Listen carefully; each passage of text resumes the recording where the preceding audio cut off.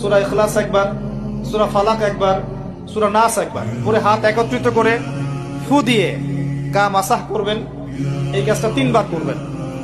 একবার আয়াতুল কুরসি পড়বেন, সূরা বাকারার 255 নম্বর আয়াত, আল্লাহু লা ইলাহা ইল্লা হুয়াল হাইয়ুল কাইয়ুম, এটা শেষ পর্যন্ত। এরপর সূরা বাকারার শেষের 3টা আয়াত পড়বেন, লিল্লাহি মা ফিস সামাওয়াতি, এখান থেকে ফানসুরনা আলাল কওমিল কাফিরিন পর্যন্ত। তারপর ডান কাতে পাশ ফিরবেন, বলবেন আল্লাহুম্মা বিইসমিকা আমুতু ওয়া আহইয়া।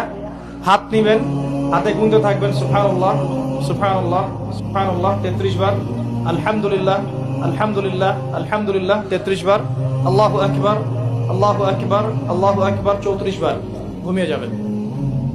এখন যদি আপনি 6 ঘন্টা ঘুমান, আপনি নবী সাল্লাল্লাহু আলাইহি ওয়াসাল্লামের সুন্নত অনুযায়ী ঘুমিয়েছেন, প্রত্যেক ঘন্টা ঘুমানোর জন্য আল্লাহ আপনাকে নেকি দিবে ইনশাআল্লাহ।